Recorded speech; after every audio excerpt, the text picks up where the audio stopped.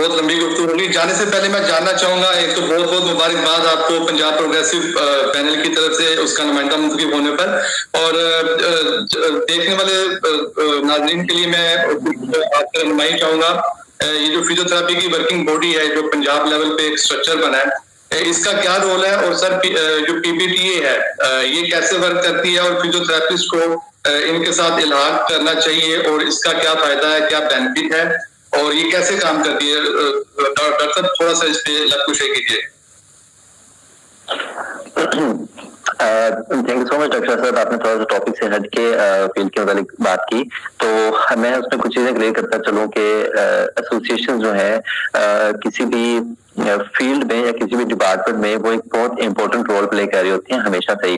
बहुत से लोगों का ये ख्याल है कि अगर अब हमारी अलाइड प्रोफेशनल काउंसिल बन गई है और फिजियोथेरेपिस्ट उसमें इंक्लूड है, तो हमें क्यों जरूरत है एसोसिएशन की। तो बेसिकली जो काउंसिल है वो एक गवर्नमेंट बॉडी होती है जिसको गवर्नमेंट रन करती है, गवर्नमेंट ऑन करती है, और उसका सोल पर्पस ये होता है कि जो गवर्नमेंट की डायरेक्शंस हैं, ब्यूरोक्रेसी की, टेक्नोक्रेट्स की, पॉलिटिशियंस की, जो भी वहाँ पे चीजें इंप्लीमेंट करनी है वो थ्रू काउंसिल प्रोफेशनल्स पर इंप्लीमेंट करते हैं। अब प्रोफेशनल्स क्या चाहते हैं उससे उनको गर्व ज्यादा नहीं होता, उनको ये पता होता है कि गवर्नमेंट क्या चाहती है इन प्रोफेशनल से, तो उनको उसी तरह से वो घोड़े की लगाम की तरह उनको खींचेगी। अब एसोसिएशन का काम ये है किसी भी फील्ड में कि वो जितने भी हमारे प्रोफेशनल्स हैं या स्टूडेंट्स हैं, उनके जो कंसर्न्स हैं, उनकी जो डिमांड्स हैं, उनकी जो नीड्स हैं, उनको एडवोकेट करे किसी भी गवर्निंग बॉडी के सामने। तो ये एसोसिएशन काम होता है, वो उनको through meetings, through table talk भी कर सकती है, थ्रू प्रेशर ग्रुप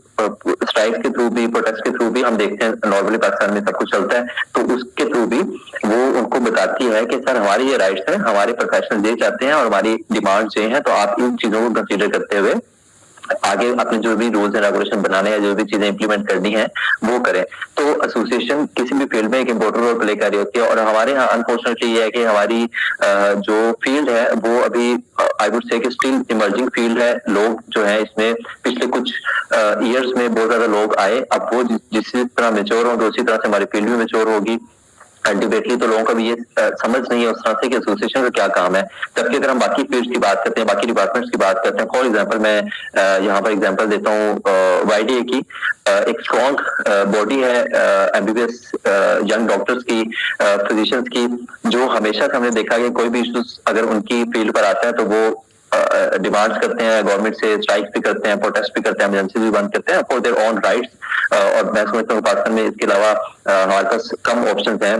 अपनी बात मनवाने के लिए। उसके अलावा अगर हम नर्सेज की बात करें तो यंग नर्सेज एसोसिएशन बड़ी एक्टिव है। टीचर्स की बात करें तो टीचर्स एसोसिएशन 2-3 एसोसिएशन बनी हुई है। उसके बाद अगर हम इंजीनियर्स की बात करें तो इंजीनियर्स की अपनी एसोसिएशन बनी हुई है। तो एसोसिएशन किसी भी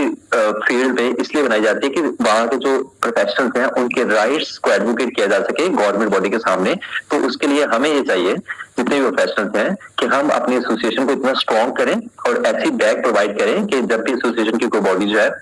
वो कोई भी लाए अमल बताती है या फिर चाहती है कि उनके प्रोफेशनल उनको सपोर्ट करें, जब वो पीछे खड़े होंगे तो इजीली अपना जो गोल्स हैं उनको गेन कर सकेगी। जहां तक पेप्टा की बात है तो पेप्टा के फेडरल इलेक्शन अभी हुए हैं, वहां की कैबिनेट बनी है फेडरल की, तो आप प्रोविंसेस के इलेक्शन होने जा रहे हैं और उसमें हम भी एज ए पैनल हमने रजिस्टर करवाया है। तो होपफुली